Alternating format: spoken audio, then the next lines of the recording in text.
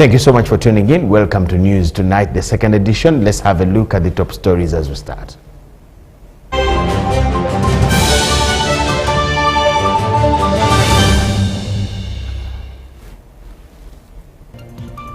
President Yoweri Kaguta Museveni hosts outgoing cabinet to a luncheon. Government announces nationwide prayers for President Museveni ahead of inauguration. Death toll from Noya crash involving Nile Star coach rises to 7, while the Deputy Speaker of Parliament Thomas Tayebwa to open the rebranded Ankole Cup 2026.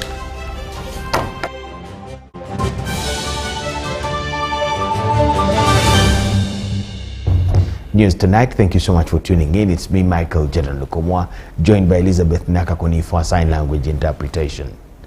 President Yoweri Kaguta Museveni has hosted a luncheon in honor of the outgoing cabinet at State House in Entebbe.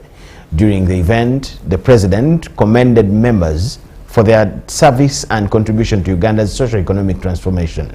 He also praised the cabinet for its historic role in steering the country to middle-income status, noting that the milestone reflects collective effort, discipline, and commitment. He also acknowledged the team's role in the recent electoral processes, describing the outcome as a collective achievement, while expressing confidence in the continued economic growth in the coming term. On the other hand, President Yoweri Museveni emphasized the need for strong ethical leadership, calling for renewed commitment to integrity, accountability, and patriotism in public service. I want to appreciate them. Let's clap for her once again. The work of cabinet is spelled out in the Constitution. And this work mainly entails policy making and formulating and directing national policy and also decision making. This is work that has been done so well over the past 5 years. Your Excellency and colleagues, this sub-region suffered multiple landslides and flash floods, leading to loss of lives and property. My office under the Ministry of Relief and Disaster Preparedness and Refugees has coordinated the relocation of the affected persons from dangerous enclaves to safer areas. Your Excellency, under your directive and cabinet, 56 billion was provided from the Ministry of Finance to help us resettle the households at risk of landslide in Mount Elgon. We have since resettled 345 households. We assumed office at a time of great uncertainty globally. The COVID-19 pandemic posed an unprecedented threat to lives and livelihoods of all the people. Yet, under Your Excellency's strategic guidance, this cabinet rose to the occasion. We took a decisive action to control the pandemic, safeguard our people, and stabilize the economy. Opportunities for trade and strengthened Uganda's position within the region. Your Excellency, as the current chair of the East African Community, we look forward to position our country more strategically, especially in market access. We have also made significant strides in implementing the parish development model, Emioga, and other livelihood, wealth, and job creation programs across government MDAs. Politically, we have been mobilizing for the NRM. Therefore, the victory we are talking about of 71% is not Museveni's victory, it is all of us victory.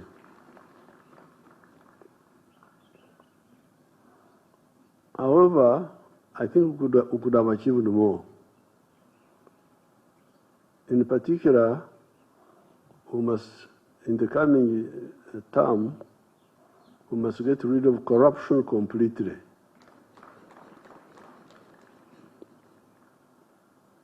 I've heard reports that even some of the political leaders receive bribes from business people, from private people. This is very dangerous. It must stop.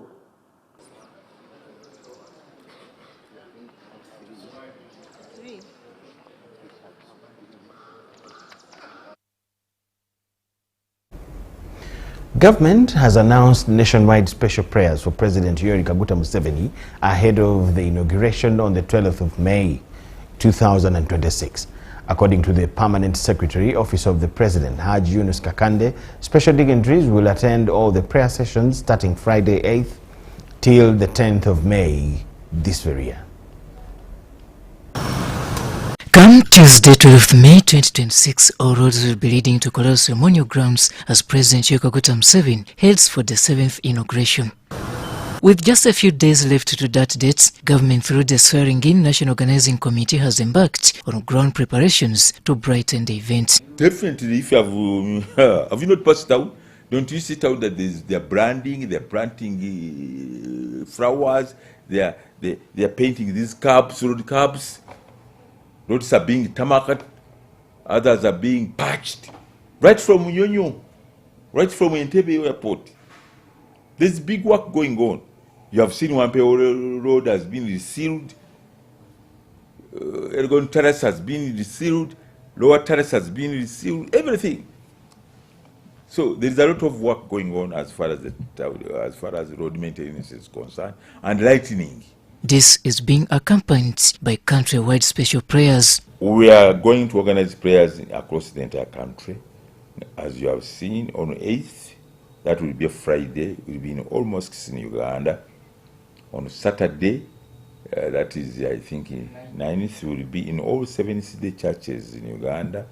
Then 10th of Sunday will be in all Christian churches in Uganda, prayers.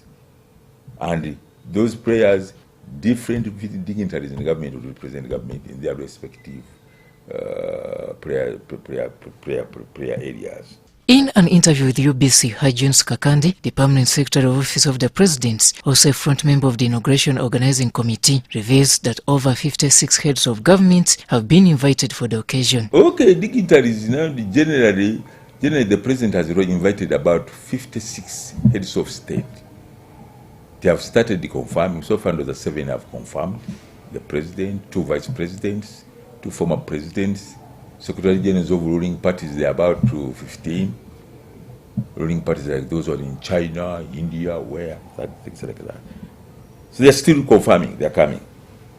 According to Uganda's ambassador to Tanzania, Mozambique, Mauritius, Malawi, Madagascar and Zambia, Colonel retired Fred Mwesige, 2 heads of state from this corridor have so far confirmed their attendance. I have mobilized those countries' leaders to come and attend the swearing-in.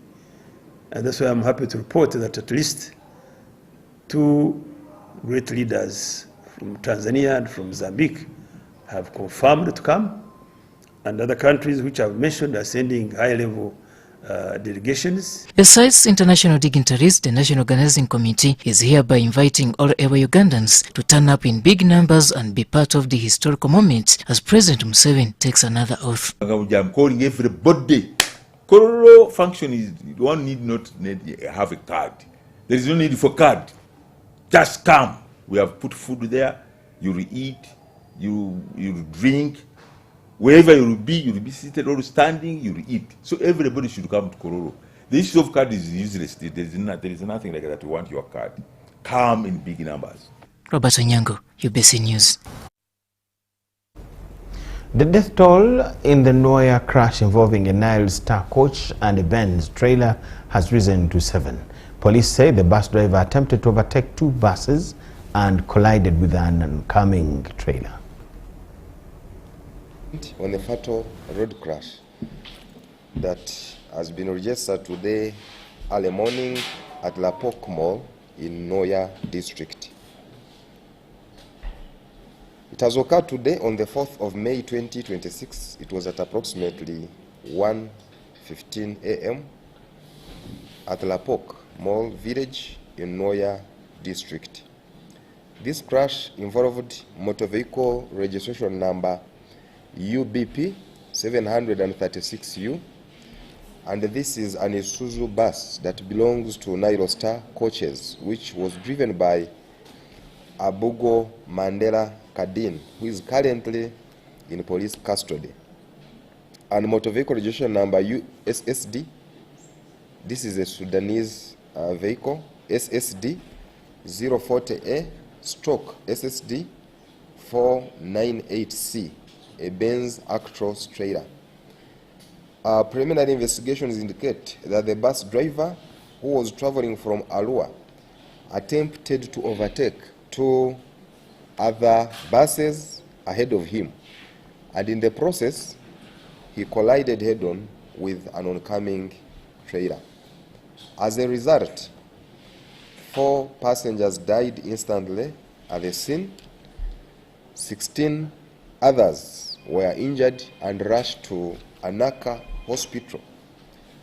3 additional victims later succumbed to their injuries, bringing the death toll to 7.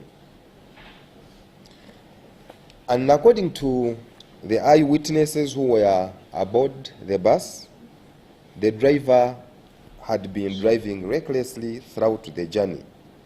Passengers reportedly raised concerns, but the conductor responded rudely instead of addressing the situation. On this note, we urge the public to make use of our toll-free lines, which I will give as I finish, WhatsApp numbers, and also social media platforms to report such reckless behavior.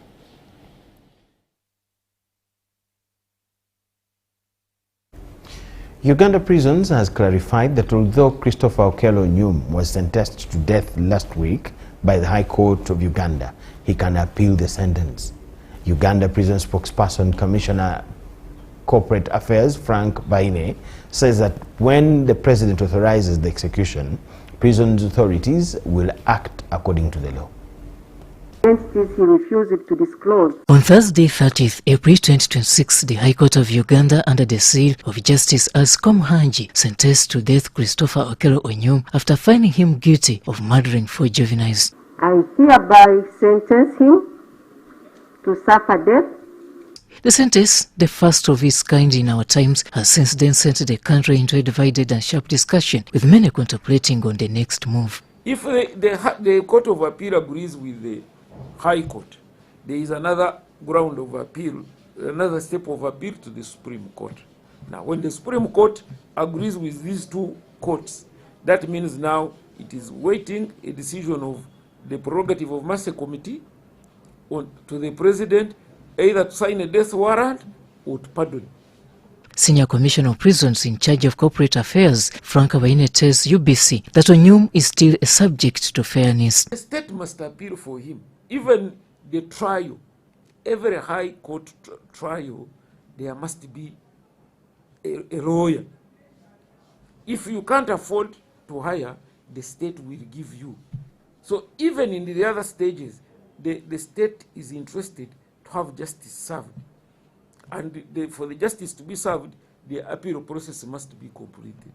And why create all these delays for someone who has been fairly tried by a competent court? The whole idea is there is a delay so that something could come out. We had an incident of Mpaji from, I think, Soga Kamuli, who it was alleged he killed his friend, kidnapped and killed his friend, but they never saw the body. After 17 years in prison, before hanging, then the other one resurfaced. All the courts had finished their part. It was only waiting for the prerogative of mercy. That was before the Chigura case. One of the reasons this thing takes time is maybe there could be some other evidence to prove otherwise, so that an innocent person does not simply die. According to the 2019 Act that gives President Museveni a period of 3 years to commit the likes of Nyum for execution, it elapses if no decision is given, and this opens one door away from death for Okello Nyum. If the prerogative of committee does not do anything within that time, and 3 years expire according to the 2019 Act, then the sentence will be commuted into life sentence, equivalent to 50 years in prison. That's what awaits Okello. Besides the above nitty-gritties, Uganda Prison says it is more than ready to execute an order if it happens. Because all what is required is there. The human resource is there, the scaffolds are there. It is not the first time it would happen. It is from 1999, and that is 27 years ago, when the death bells of Rosira prisons were last rung. Is when the last process was done, 29 people were hanged. Since then we have not. But that one doesn't mean that if a decision is made today by the president, we won't. But right now we don't have anybody in that stage. For now, Okello Nyum joins a long list of 92 other inmates who have been sentenced to death and now on a waiting roll. The rest of the prisoners we have are still on the appeal process. Those who have concluded, finished 3 years without hanging, they have converted into serving life sentence. In cases where one dies before his or her hanging day, the prison guides on what step follows. If you die before you are put to hanging, the body is taken to the mortuary, and the relatives are called, and they take the body for burial. But the one who has been hanged remains government property, and it is buried by OC and the team. There have been repeated calls from both human rights defenders and religious leaders to bend this norm, but prison says it is under Uganda's laws. No person shall be deprived of life intentionally, except in execution of a sentence passed in a fair trial by a court competent jurisdiction in respect of a criminal offence under the laws of Uganda, and the conviction and sentence have been confirmed by the highest appellate court. With the public being anxious on having Onyum executed in public, government says this is for now impossible. Roberto Nyango, UBC News. Who changes? Following the fatal accident, the FDC party has commenced internal processes to identify a flag bearer who will run for the position that fell vacant following the death of Chikube LC5 chairperson Banura Peter. The FDC president, Patrick Amuria Toboy, told the media in Najanankumbi that the Electoral Commission set nomination of candidates on the 25th and 26th of May, and this is planning for the replacement. DC recognize that the Electoral Commission has released the roadmap to fill the vacancy left by the late Chikube District Chairperson, Mr. Peter Banura, who died in a road crash on the 4th of April this year, after being re-elected in the recently concluded general elections. The EC has set May the 25th and May the 26th as dates for nomination, and June the 10th as polling day.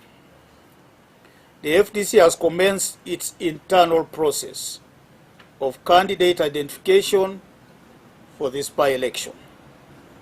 Once this process is concluded, we will fill the candidate to represent the interests of the people of Chikube district.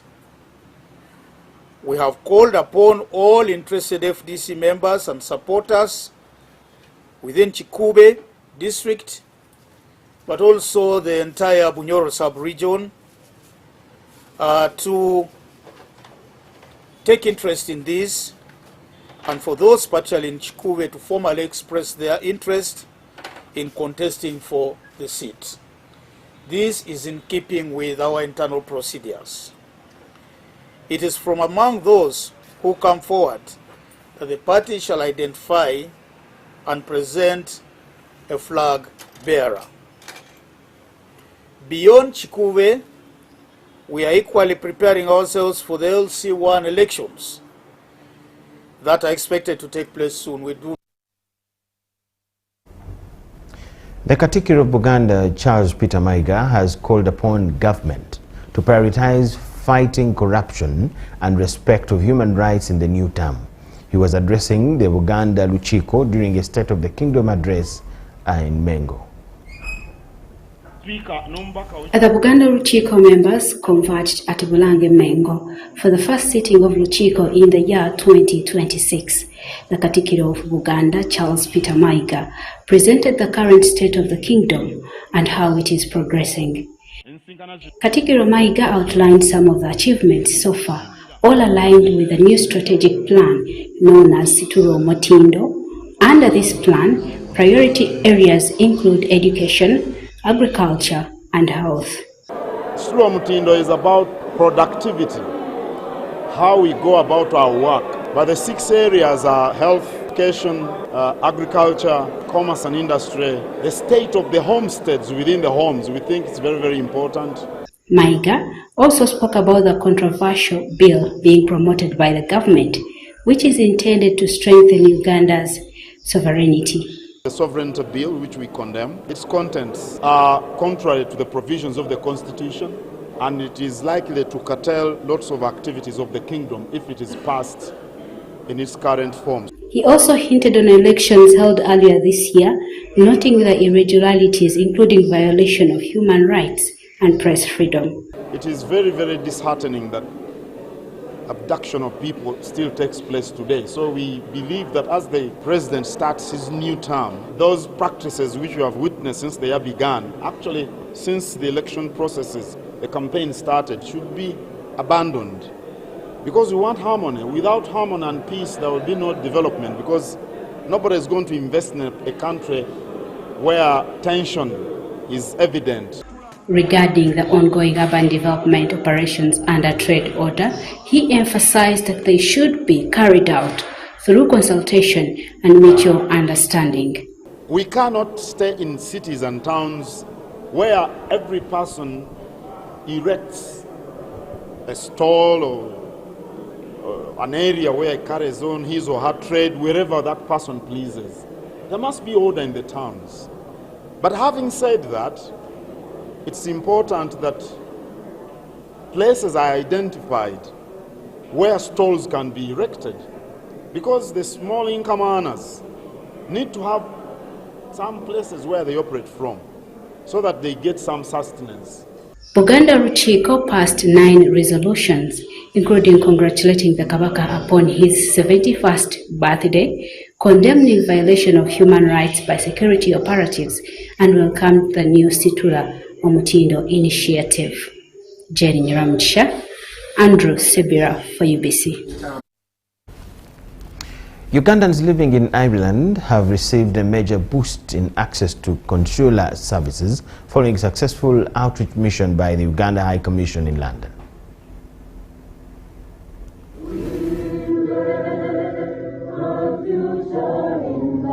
A 9-member delegation from the Uganda High Commission UK and led by Her Excellency Nimisha Madivani travelled to Dublin to bring essential services closer to the diaspora. Very, very important so that the connectivity is maintained and the confidence grows. And we showed them that His Excellency President Museveni and the government is committed to the relationship with Ireland. Uganda's historical relationship with Ireland is extremely strong, with the First Lady, Mama Janet, who has been to Ireland in the past. We're building investment, we're bringing investors. As you see, there are many young Ugandan students here who are also getting contacts, and they're looking at helping and bringing their contacts to Uganda. The team provided services like passport renewals, national ID registration, and a range of general consular support services. It's been an excellent opportunity for all of us to be here, and I think most important is that the diaspora community is really wanting us to come here more regularly. The exercise, which is the first of its kind by the Uganda High Commission UK, attracted nearly 150 Ugandans. Many expressed satisfaction with the efficiency and convenience of accessing services without travelling to the United Kingdom. During the visit, the High Commissioner also shared updates on key national developments, including the progress on the Sovereignty Bill, expansion of consular services, and potential plans for Uganda Airlines to explore routes to Ireland. Give them an update on all the progress that Uganda has made on our and an update on the growth, on the tenfold growth economy, the sovereign fund that they were most worried about, that also the Uganda Airlines to come directly, the tourism roadshow that UTB is planning to arrange in Ireland, and we want the diaspora to be a part of this and to help us and guide us where we should go. She also highlighted an upcoming diaspora engagement drive aimed at strengthening ties with Ugandans living abroad. Given the strong relationship and historical relationship that we have. And Ireland is a very friendly country, and all of you at home who eat potato, you call it the Irish, so you know that this is Ireland. So we look forward to you all visiting here, and we look forward to you welcoming the Ugandans and the Irish to Uganda in the growing community back. A key highlight of the visit was collaboration with the Ministry Sisters of St. Peter Claver, Ireland, a Ugandan-founded convent that hosts a monthly Mass every first Sunday. The Mass brings together Ugandans in Ireland for prayer and remembrance of the Uganda matters, and in the process helps to strengthen community bonds abroad. The outreach that was from an invite by the Honorary Consular Dr. Sylvia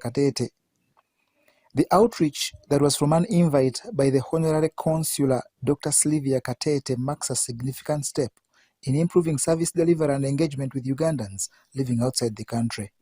These services we need maybe every twice a year. It would be great to support the communities, not only the communities, the Uganda communities, but as well the services. Part of it is promoting investment and trade in Uganda, which we really need. We have a coffee in Ireland. Coffee is a hot cake, is really selling everywhere, and Uganda coffee, we haven't seen it, but it's coming soon. Residents of Busula village, Woblenzi Town Council, Luwero district are concerned over a growing land conflict that has left one man homeless and his crops destroyed.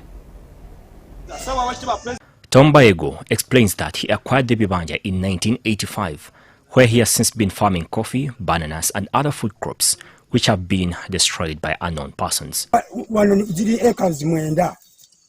Nera bakyo kyonna kye baakoze nenga tebirinaako kwe biva okujjako chairman Beka Nganda yamanya ebintu abakola ebintu bino. Tugenda tutuuka ewa chairman ng'abasajja bennyini bendabye wali nga banywa amazzi be basajja bennasambu wa chairman. They came for water, maybe they came for what they call buyers come here. Maybe they came after that business. Baego accuses the area local council one chairman, Abdul Beka Nganda, of being involved in the destruction. Omusajja gwe bayitanga Mandwa kirina kigula ku Manueli bamuyitanga Manueli Ddungu. I told you oganiddewo. That was he was paid. Kubanga he was supposed to leave that place 2 years ago. Residents support Baego and claim frustration over increasing cases of land grabbing in the area.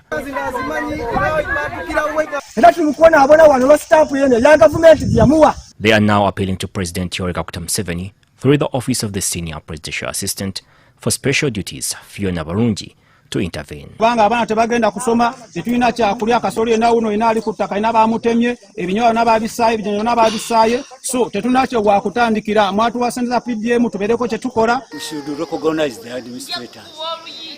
We should recognize the Bibanja. What? Very simple. Awido Namsisi Elvason has also accused Chairman Baker of selling off her Chibanja following the death of her husband. Nasale ekibanja kyange nga tanneebuuzizzaako wabula n'ankwata obufere. Other residents claim the chairman has been at the center of multiple land disputes in the area, accusing him of fueling conflicts. Ebyanganjo byafuuka ebizibu by'enganjo oluvannyuma lw'okubanga bikulemberwa omukulembeze yali badde ataasa abantu ate yabikulembera. However, Chairman Abdul Beka Nganda denies the allegations. We got about 4 groups. One group sold to the administrators. Second group, they agreed to Muslim. They are affected. They are affected. He sold, and someone he wants his place. With thank you so much for watching. Let's take a short break.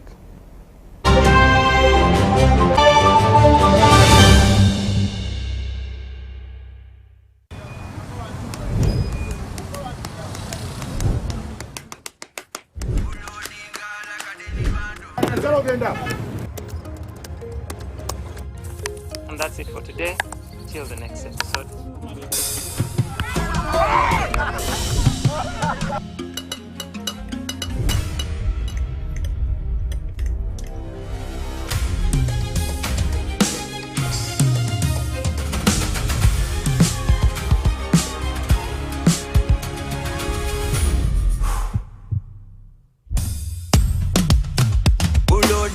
Like a daily bando, like a daily bando, like a daily bando. Omuliro nguwulira muli mumutima kukankana like drums. Kalakata, kalakata, enendungu ya kusabula. Mikono juu, free of fire, free of fire, free of fire.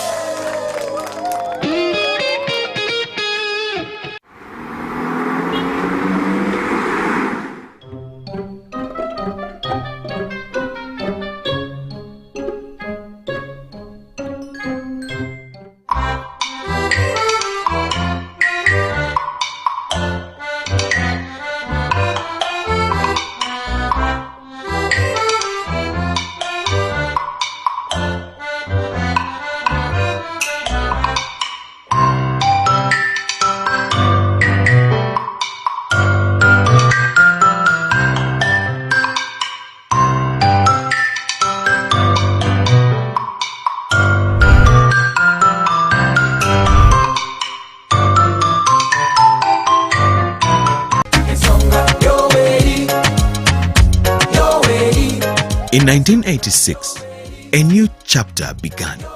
A fundamental change was etched into the heart of our nation. Uganda has since then witnessed a socio-economic transformation under the leadership of President Yoweri Kaguta Museveni. Through peace and security of persons and property, economic growth, infrastructure expansion, health improvements, education, regional integration, industrialization, digital transformation, youth and women empowerment, wealth creation, among others. A nation once in recovery is now a beacon of regional stability. The people have spoken, and the NRM government has been given another term in office. The Board of Directors, Management and Staff of the Uganda Broadcasting Corporation proudly congratulate His Excellency Yoweri Kaguta Museveni Tibuhaburwa upon his resounding victory in the recent elections. Witness history as it happens as we broadcast the swearing-in ceremony on Tuesday, the 12th of May 2026, live at the Kololo Independence Grounds, here on UBC TV, our radio stations, and all our digital platforms. Ugandans, let's protect our gains. Long live NRM, long live Uganda. UBC, inspiring Uganda. In a fast-moving world, why are we still stuck with paperwork? Signing here, stamping there, moving from office to office. It's exhausting. Now, there's a better way. With UGPass, you can securely prove your identity, sign documents, and access government services anytime, anywhere. No delays, no stress. Everything is instant, safe, secure, and government-backed. UGPass, your identity secured. Available on the Apple App Store and Google Play Store. UGPass is a product of Nita Uganda.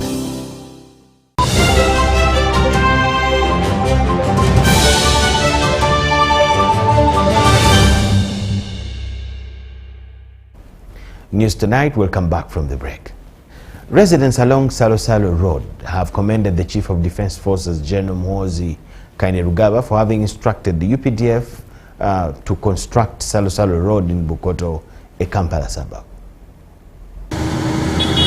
Johnny Malak is the proprietor of Tofa Restaurant and Bar located along Salo Salo Road in Bukoto. Malak's business was about to collapse due to the bad road. Like 2 years I'm here, the road is too bad. We're almost planning to leave because of the road, no customers are coming. When the UPDF came, that time we had some hope. But finally yesterday, We put the tarmac, the road is excellent, and the customers also calling us. However, with the intervention of the Chief of Defense Forces, General Muhoozi Kainerugaba, Malak's business and other businesses along the road are now happy that their businesses will boom. Very delighted to have this road worked on. It had very bad potholes. We want to thank the CDF, MK, thank you very much. We want to thank the engineers that we've worked with, like Engineer Kato. For the first time, you guys have made it. I've never seen it actually. In 3 months and you finish up. This is a surprise. I'm so happy. The shop remained. The customers are coming. For Hope Tumusabe and her tenants, they say the flooding caused by the poor drainage system will be sorted. At least now we can sleep. We are having sleepless nights.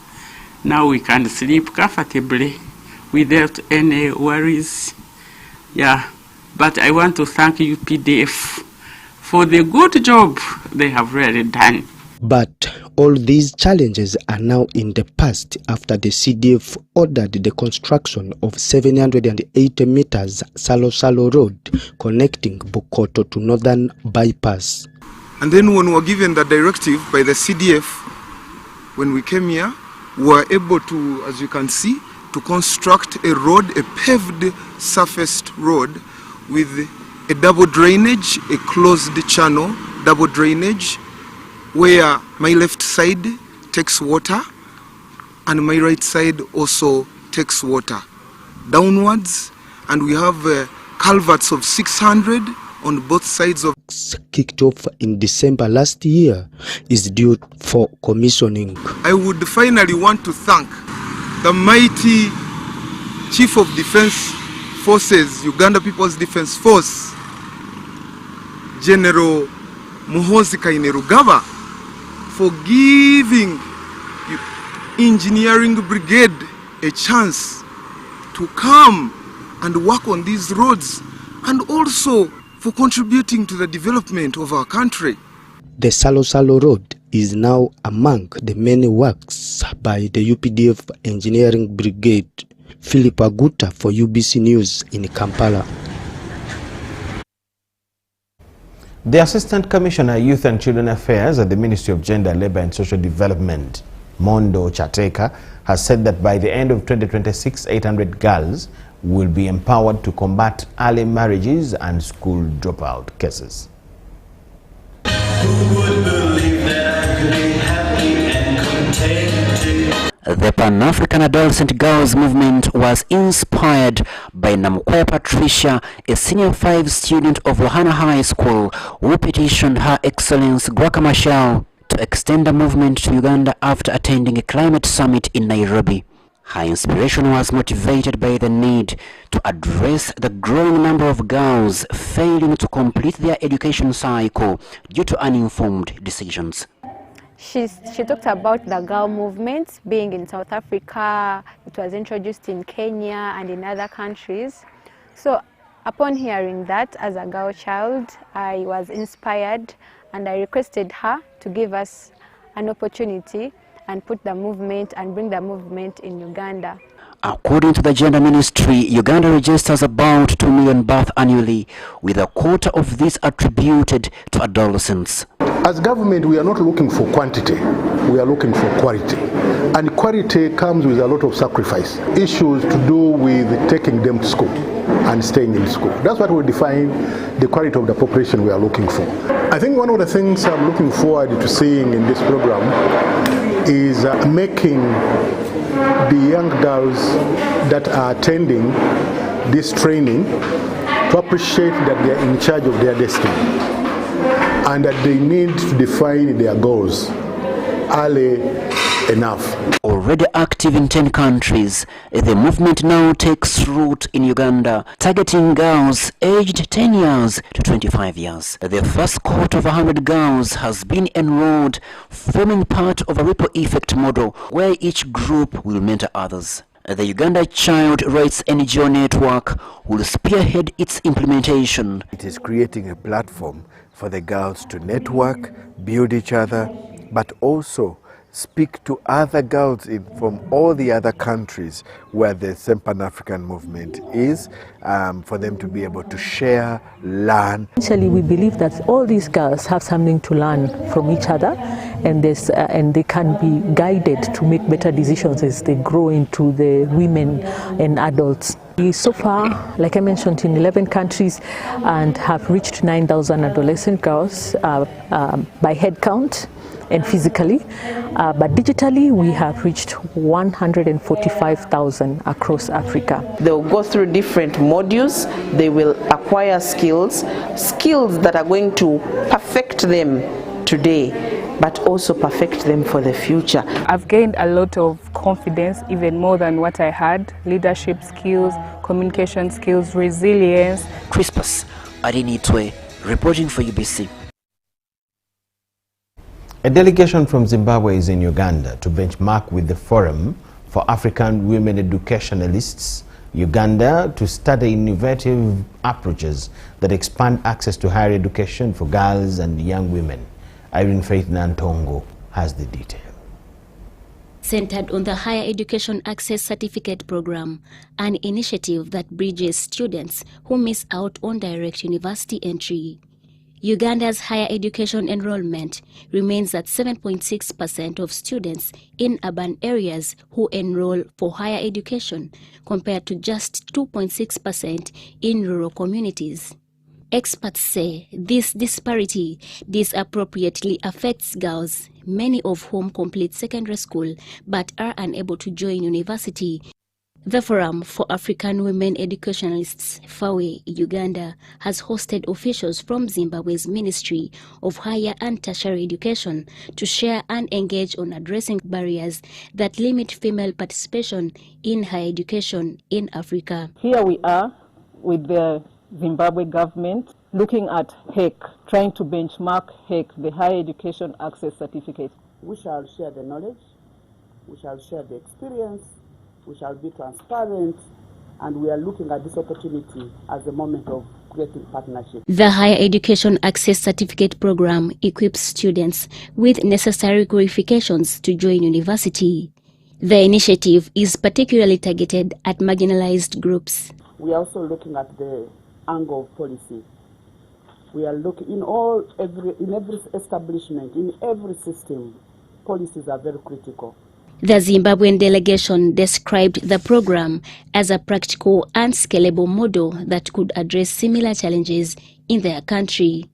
So when FAWE Africa, FAWE Uganda visited Zimbabwe, and they started talking about the higher education access program here in Uganda, I was really excited.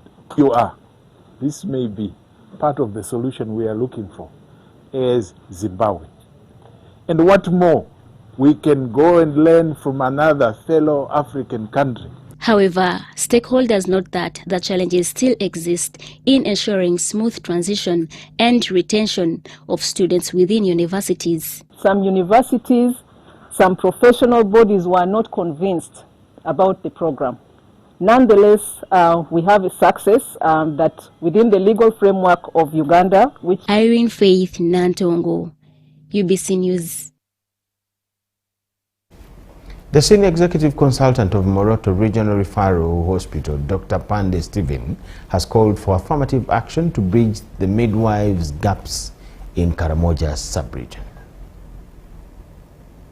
This is Rupa Health Center 2 in Rupa Sub-County, Moroto District. It serves people in the whole sub-county, and over 30 mothers are worked on a daily from this facility with only 2 midwives. Pressures, then they come. So like you can have the 2 in the labor room. You can have these ones, like the ones who are seated there now here, mothers in a day, which is also defying our quality of work. 30-year-old Emanuela Angela is a midwife at the facility. She has been practicing midwifery for the last 10 years. Post you one, they post you 2. So you find like if one went for an outreach, you have to burden. She is among the 600 girls who benefited from UNFPA, Uganda Midwifery Scholarship, and bonding program in 2017, funded by the Swedish government. Of be smart, be a midwife, and I happened to benefit in that career guidance, whereby we were encouraged to choose, and we were given the statistics of how many mothers die while giving birth. That's how I got interested in having to take midwifery as my. Angela got 2 mothers at night when she was alone. She comes to me, this one of PPA, she's already on the bed, I'm monitoring her. So this one comes, the foot all is out. I could not. Now I asked, but you're the mother we sent yesterday, so that she can't go to the farm. The twin, one was already out, I had to maneuver. Me alone, I couldn't call anyone. I was all alone. Then the worst bit of it, the baby, the first one came out. The second one, the cervix closed. Moroto District Health Officer Dr. James Lemukol says they have only half of the required number of midwives needed in the district. So we require close to 200 midwives. So there is really need for more support to recruit these numbers of midwives. Senior Executive Consultant for Moroto Regional Referral, Dr. Pande Stephen, says the facility needs more 80 midwives from the current number of 30. Despite all that, there is increased number of mothers who deliver from health facilities. Dr. Pande calls for more affirmative action for Karamoja sub-region to bridge the gap of 1,196 midwives.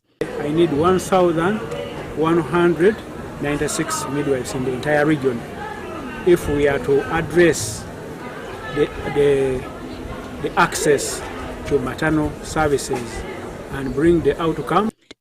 International Day for Midwives, celebrated every 5th May, will be held in Moroto District on the theme 1 million more midwives. So when you have that shortcut, no time.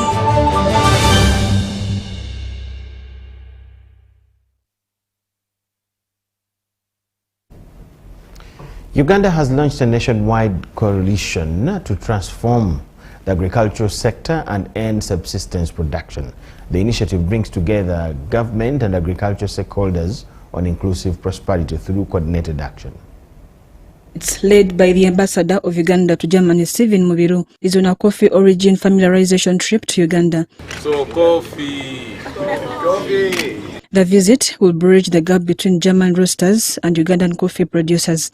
Ambassador Stephen Mubiru says the engagement with local roasters and buyers will promote Uganda as a premium and reliable coffee origin. Uganda is planning to become #1 coffee producing country in Africa. Even it may be in the world with time. But we must prepare for this journey. As we produce, we must have market. How have we become more friendly to the buyers? That's why we are here. Africa contributes about 20% of the global coffee volume. But unfortunately, our share of the earnings from the coffee value chain is a little minimal. Minister of State for Agriculture, Fred Bwino Chakulaga, has implored the visiting delegates to prioritize investing in Uganda as the government has put in place favorable working environment for investors. On top of the tax and non-tax incentives, when you come and invest in Uganda and make money, you are free to take your profits back home without any regulation, without any hindrance. You are free to remit your profits.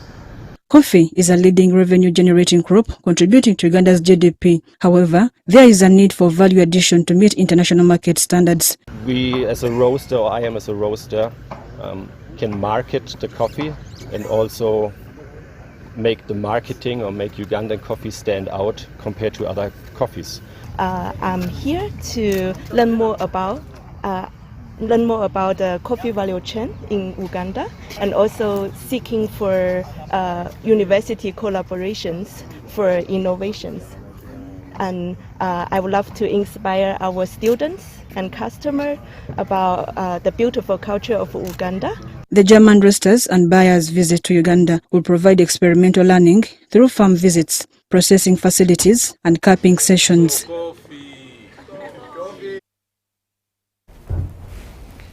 Uganda has launched a nationwide coalition. I beg your pardon. Uganda has launched a nationwide coalition to transform the agriculture sector and end subsistence production. The initiative brings together key government and agriculture stakeholders on inclusive prosperity through coordination action. So the result is a paradox: a fertile, agriculturally rich nation where rural poverty persists as a stubborn national challenge. Look forward towards working together and achieve the socio-economic transformation agenda of the country. Thank you. For the photo shoot. We're in the farming sector. We are excited for this coalition. For the first time, the 5 pillars of socio-economic transformation are coming together to join forces and bring to an end subsistence farming in the country. The coalition is systematically identifying, documenting, and amplifying these stories. We will need you, the media, creating a living record of programs, impact that informs policy, inspires communities, and demonstrates accountability to the Ugandan public. A coordinated operational partnership to address agricultural transformation, not through isolated interventions, but through an integrated parish-level implementation framework. This coalition is not ceremonial. It represents a fundamental restructuring of how government wealth creation programs are designed, communicated, demonstrated, and embedded at the grassroots.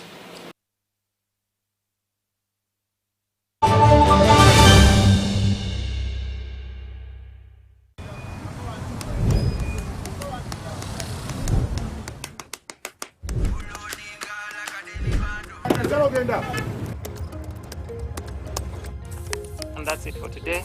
Till the next episode.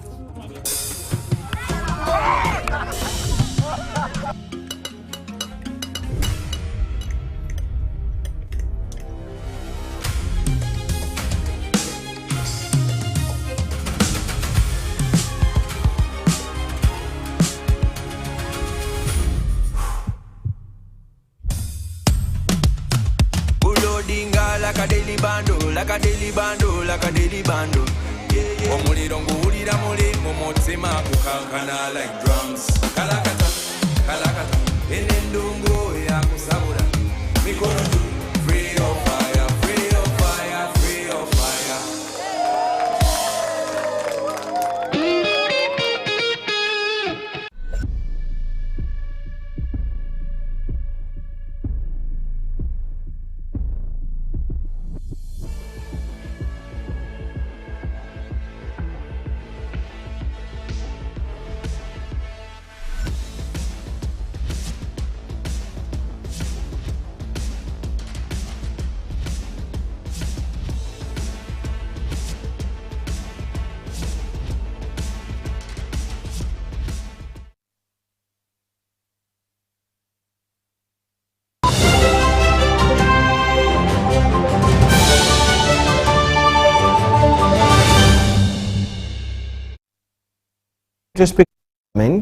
Thomas Tayewa is set to preside over the opening of the rebranded Ankole Cup 2026, signaling the return of one of West Uganda's most anticipated football tournaments.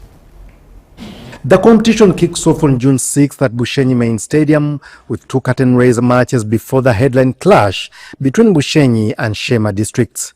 This year's tournament has attracted 13 districts, grouped into 4 pools. Bushenyi, Shema and Tungamu making Group A, while Kazo, Ibanda and Chiruhura are in Group B. Group C includes Singiro, Rampara and Kashari, with Ruheju, Rubirizi and Mitoma in Group D. A total of 43 matches will be played, covering the group stages, two-legged quarter-finals and semi-finals before the grand finale on August 16th at Cabo Hay Stadium. But the major importance of this is that we are building a strong ground for Ankole Cup, and majorly to attract talent, to motivate our young people. And who knows, we've been crying about money being taken by international champions. In the years to come, through these initiatives, we may also have our own. This is not just about talent identification. It's more than that. It's about talent promotion. It's about talent development. And there was this mindset that the Ankole people don't play football. They don't take sports very seriously. We are known for other things. It's time now that people realize that we actually have serious sportsmen and women in Ankole. Each district will register 25 players, with 20 required to be natives to the district. 5 slots are reserved for players featuring in the top leagues. The Ankole Cup continues to grow in stature, attracting top football talent and offering a platform for unity, entertainment and talent identification across the region. We thank you so much for watching. That is all we had for you tonight. My name is Michealjordan Lukomwa with Elizabeth Nakakuna and the whole team. Wish you the best of the night. We thank you so much for watching. That is all we had for you tonight. My name is Michealjordan Lukomwa with Elizabeth Nakakuna and the whole team. Wish you the best of the night. Bye-bye.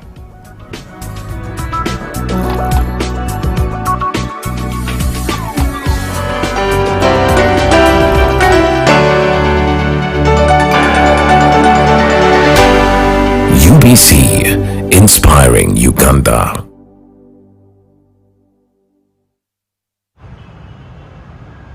Across Uganda, young people are ready to work, to build, to grow, but many don't know where to start, and businesses are still searching for the right talent.